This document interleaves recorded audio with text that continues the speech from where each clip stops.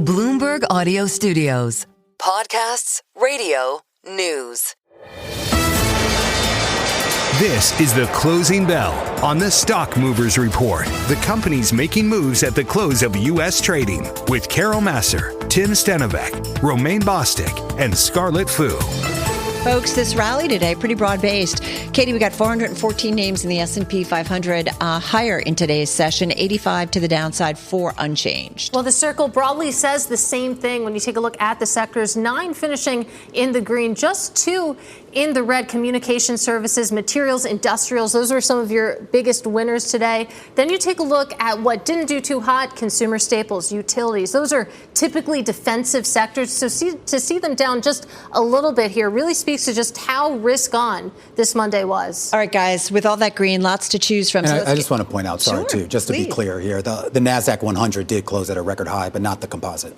Okay, good to know. Good to know. Hey, having said that, a good reason why we saw that composite moving up on this Monday. Apple shares finishing off their highs of this session, but still with a gain of just shy of 4%, hitting their first record of 2025 after Loop Capital upgraded the stock to buy from hold, becoming the latest firm to cite positive iPhone demands. We did have reporting out on the terminal about Apple's latest generation of iPhones. We're talking about the iPhone 17 series, off to a faster start than usual with its most basic model surging in popularity. So, man, that was certainly a lot of momentum in today's trade. Got to mention Cleveland-Cliffs. That stock up just about 21.5% today after the company posted stronger than expected earnings and disclosed a pact with another metal producer. The company said it discovered 2 sites with potential to produce rare earth minerals, one in Michigan, another in Minnesota, and is evaluating whether rare earth minerals can be extracted from those mines. So again, that trade, that play, we continue to see that having momentum here in 2025. Got to mention Zions. We are waiting that company to report earnings, that regional bank. Stock up 4.6% in today's session, higher after a wild week last week on concerns about credit.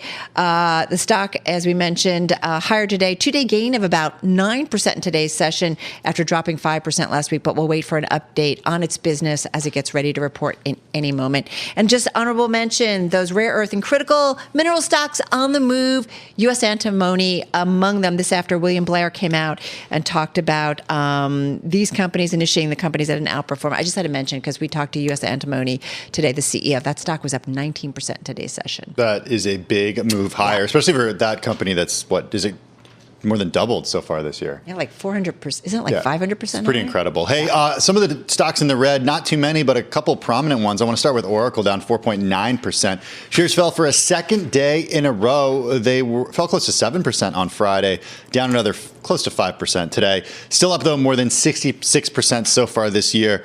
No real catalyst for this move, but again, still up more than 66% so far this year and among the worst performers in the S&P 500 today. The worst performer in the S&P 500, though, was AppLovin, down 5.6%.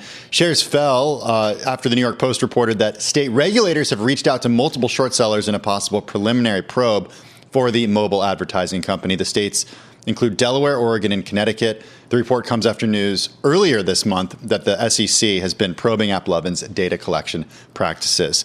And finally, ADRs of BNP Paribas closed down 9% today. A jury found that BNP Paribas was liable for its role in enabling genocide in Sudan, awarding about $21 million to 3 plaintiffs. That verdict triggering speculation that the firm will have to agree to expensive settlements, with one analyst estimating a possible settlement of as much as $10 billion. Shares in France fell close to 8%. The verdict, though, is, quote, specific to these 3 plaintiffs, and any attempt to extrapolate is necessarily wrong, as any speculation regarding a potential settlement is, the bank in part said in a statement. All right, let's take a quick look at yields. We did actually see prices across the board higher, with most of the activity on the longer end of the curve. That pushed your 30-year yield down by about 3 to 4 basis points. Similar move today for the 20-year, your 10-year yield now at 3.98, down about 3 basis points, guys, from where it was on Friday. The Stock Movers Report from Bloomberg Radio. Check back with us throughout the day for the latest roundup of companies making news on Wall Street. And for the latest market-moving headlines, listen to Bloomberg Radio live. Catch us on YouTube, Bloomberg.com, and on Apple CarPlay and Android Auto with the Bloomberg Business app.